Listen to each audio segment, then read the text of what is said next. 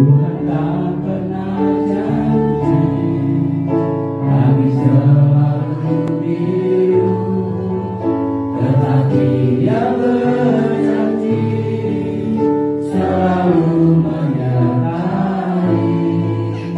Tuhan tak pernah janji, jalan selalu rata, tetapi Dia berjanji berikan kekuatan.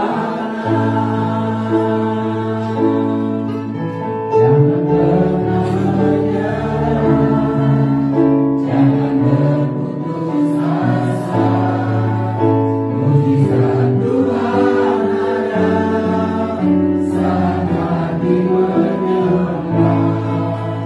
Jangan pernah menyerah, jangan berputus asa. Mujizat Tuhan ada bagi yang setia dan percaya. Dari Mazmur 23 ini yang sudah kita baca ini menjelaskan kepada kita dia ada dalam kondisi sulit yang hampir merenggut nyawanya. Penafsir lain mengatakan bahwa ini ditulis untuk mengenang masa-masa yang sudah dia lewati. Jadi intinya pemazmur sini menjelaskan tentang ada kepastian, kelepasan, penyertaan Tuhan di dalam hidupnya saat dia menghadapi masa-masa sulit tersebut. Ini suatu menjadi berkat bagi kita dalam kita mengiringi akan Tuhan. Makanya tema kita sepanjang bulan ini adalah bertumbuh dalam relasi kita kepada Tuhan. Sehingga Daud mengatakan dia pernah mengalami hal-hal yang sulit dalam hidupnya. Hal itu membuat dia bertumbuh sehingga dia menulis syair ini dan banyak memberkati orang.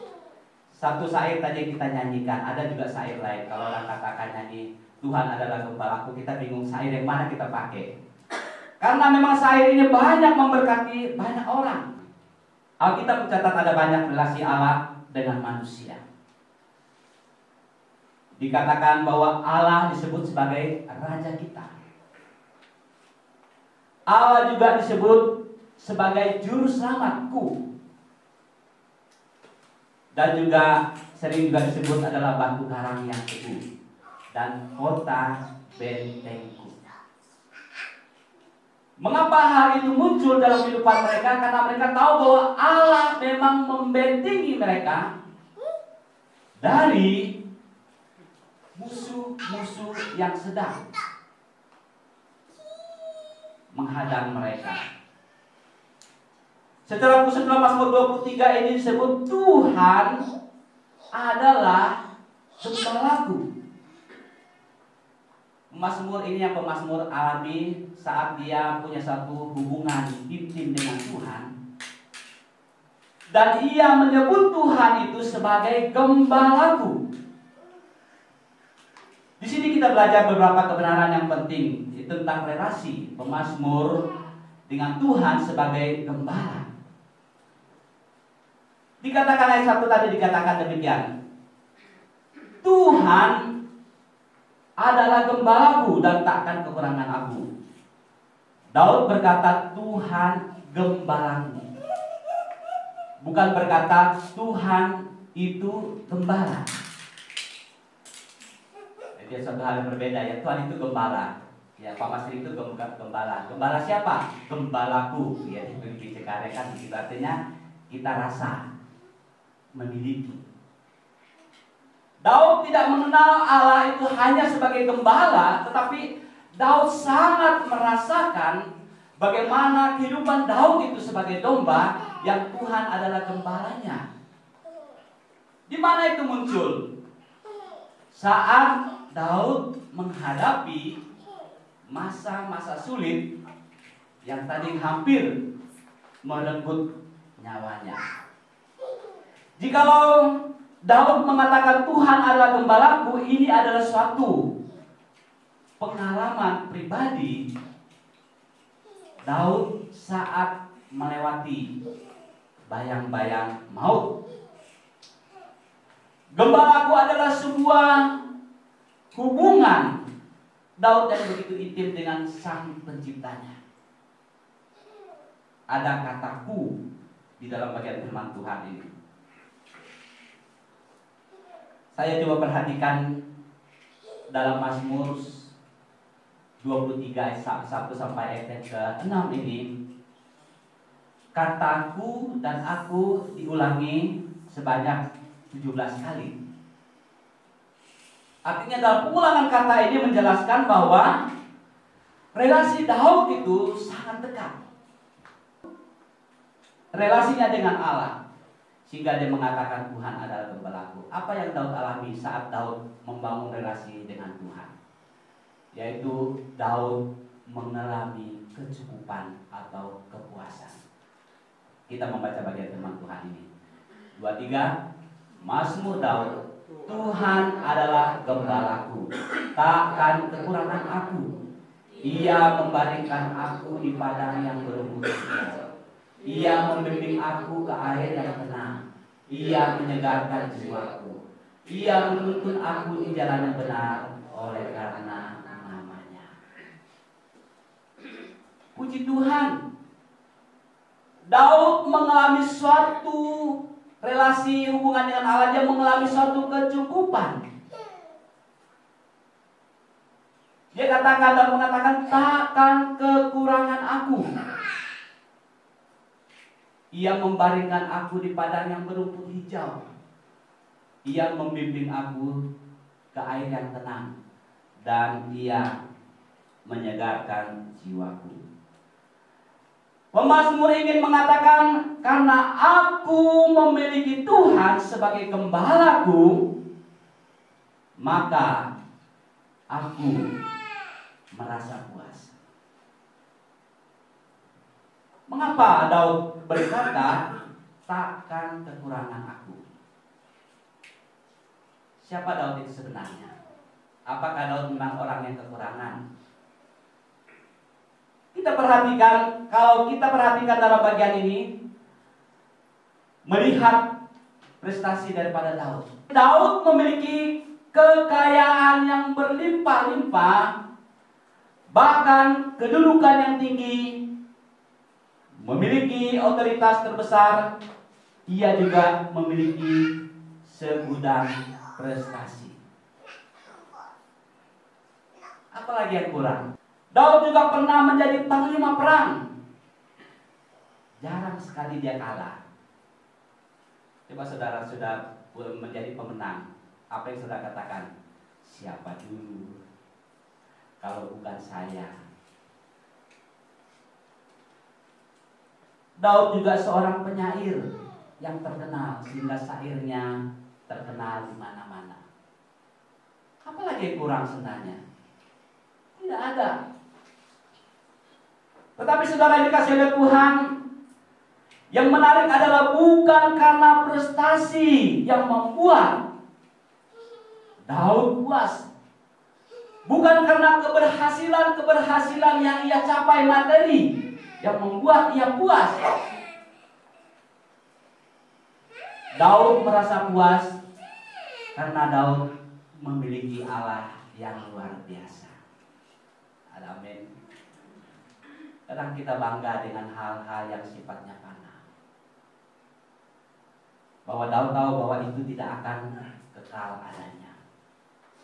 Makanya dalam Korintus mengatakan ada waktunya kemah yang kita bangun ini akan dibongkar.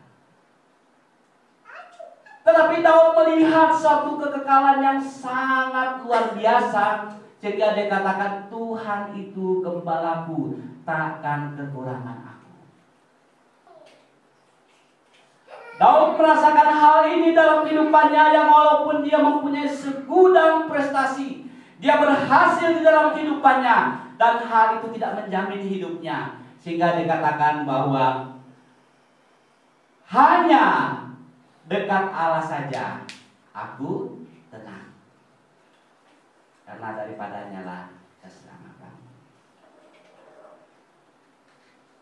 Ini adalah kunci kepuasan Daud, kepuasan yang hanya berpusat kepada Tuhan.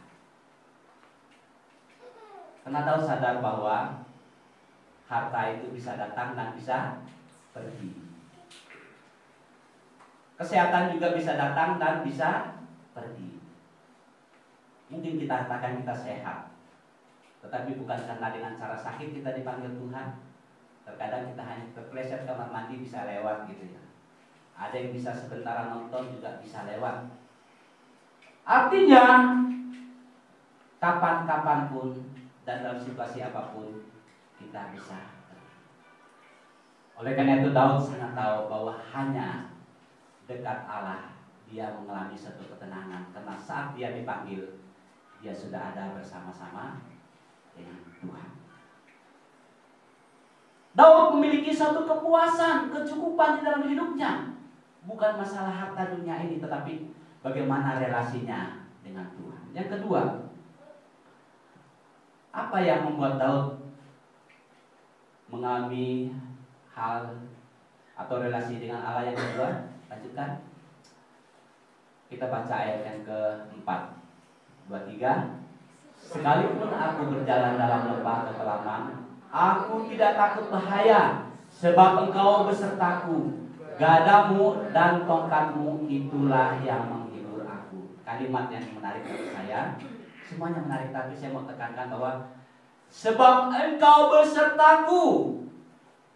Bukti penyertaan Tuhan dikatakan gadamu dan tongkatmu itulah yang menghibur aku. Sekalipun aku dalam lembah kekelaman. Kata lembah kekelaman sering diterjemahkan sebagai satu persoalan, masalah, bayang-bayang maut yang menghantui perjalanan hidup daripada pemazmur. Selalu ada kekhawatiran, selalu ada ketakutan di dalam kehidupannya. Kenapa? Tidak memiliki kepastian, tidak merasa aman. Bukan tadi masalah harta, kekayaan, kedudukan, prestasi yang ia alami yang membuat dia aman. Tetapi dia berkatakan, sekalipun saya mengambil gambaran ini kambing di tebing. Saya coba lihat-lihat video di YouTube, saya bilang, ini kambing berani hanya dengan kuku belah dia bisa naik tebing. Saya punya tangan, punya pegang sesuatu, kalau sudah ketinggian itu saya sudah gemeteran ya, nggak bisa lihat di bawah. Tapi luar biasa.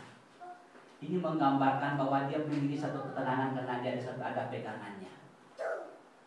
Menggambarkan tentang kehidupan Daud yang ada dalam lembah kekelaman. Sesaat dia bisa mati ataupun nyawanya melayang. Seperti Samuel mengatakan, kematian itu hanya selangkah di depannya. Tetapi hal itu tidak membuat dia menyerah. Dia katakan, sebab Engkau besertaku. Gadahmu dan tongkatmu itulah yang menghibur aku.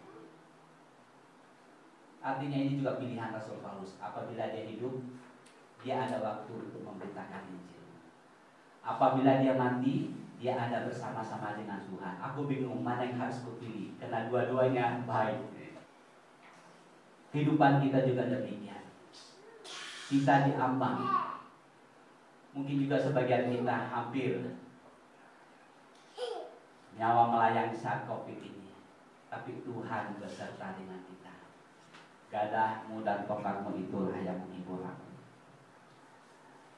Ketika kita berada dalam lembah kekelaman, Mazmur 23 mengingatkan bahwa kita memiliki Tuhan yang selalu bersama-sama dengan kita. Tuhan tidak berjanji menghilangkan bayang-bayang maut itu dari kehidupan kita.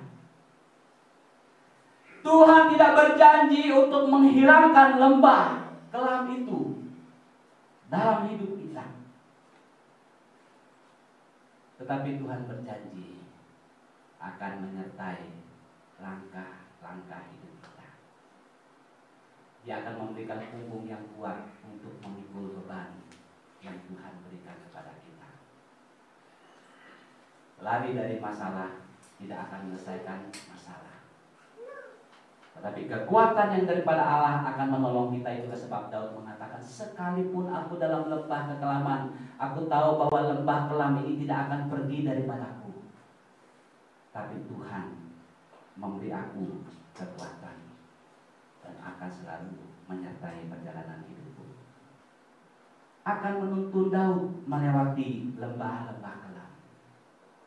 Saya bisa bayangkan saat lembah kelam, dia akan menuntun Daud, dia akan melangkah dengan pasti. Kenapa? Tongkatnya yang akan menuntun. Jemaat yang dikasih oleh Tuhan, relasi kita dengan Allah menjelaskan kepada kita bahwa Allah kita luar biasa. Dia selalu beserta dengan kita dalam kondisi kita, apapun kita, Tuhan selalu. Maka Daud mengatakan, sekalipun aku dalam lembah kekelaman, bukan berarti lembah itu akan lari daripadanya dan menghilang daripadanya, tapi satu hal yang pasti, gadangmu dan tongkatmu itulah yang menghibur aku. Luar biasa. Kuncinya adalah bagaimana Daud hidup punya relasi dengan Allah yang Gembala Agung yang tidak pernah meninggalkan kehidupan Daud. Dan yang terakhir, apa yang Daud alami saat Daud membangun relasi dengan Tuhan. Kita baca ayat yang kelima dan ayat ke-6. 2-3. Engkau menyediakan hidangan bagiku di hadapan lawanku. Engkau mengurapi kepalaku dengan minyak, pialaku penuh melimpah. Bajikan dan kekurangan belaka akan mengikuti aku seumur hidupku, dan aku akan diam dalam rumah Tuhan sepanjang masa. Daud yakin akan masa depan yang penuh harapan bersama-sama dengan Tuhan. Membuat Daud yakin akan penyertaan Tuhan yang sempurna dalam hidupnya. Kebajikan kemurahan belaka akan mengikuti aku seumur hidupku. Bukan kita kejar. Pak Tio mengatakan bukan kita kejar-kejar, tetapi itu akan mengikuti kita. Orang mengatakan semakin dikejar semakin jauh. Tapi apabila kita dekat dengan Tuhan, itu akan mengikuti kita. Sampai kapan? Seumur hidupku. Kenapa Daud bisa yakin bahwa Daud akan diam dalam rumah Tuhan sepanjang masa? Apakah karena Daud istimewa? Apakah karena Daud hebat? Apakah karena Daud kuat menghadapi persoalan masalah bayang-bayang maut itu dalam kehidupannya? Tidak. Kuncinya adalah, kalau kita perhatikan dalam ayat yang ke-6, kebajikan kemurahan belaka akan mengikuti aku seumur hidupku. Ada amin? Tidak usah kita kejar, tidak usah kita banting tulang, betul-tulang dibanting. Kenapa? Itu akan mengikuti kita. Apabila kita membangun relasi yang indah bersama dengan Tuhan yang adalah Gembala. Kebajikan dan kemurahan belaka akan mengikuti aku seumur hidupku, dan aku akan diam dalam rumah Tuhan sepanjang masa. Bukan masalah kekayaan, prestasi, keberhasilan yang dia miliki, tetapi relasinya dengan Tuhan yang adalah Gembala. Dengan demikian saudara yang dikasihi oleh Tuhan, mungkin kita saat ini ada dalam bayang-bayang maut. Apabila kita membangun relasi kita dengan Allah yang adalah Gembala kita, juru selamat kita, benteng kita, kota benteng yang teguh, dan kita pasti merasa aman. Karena bersama dengan Allah kita melakukan perkara yang luar biasa. Saat membangun relasi dengan Tuhan dan berkata Tuhan adalah Gembalaku, maka Daud mengalami kecukupan dan kepuasan dalam hidupnya. Membuat Daud merasa aman dan membuat Daud yakin akan penyertaan.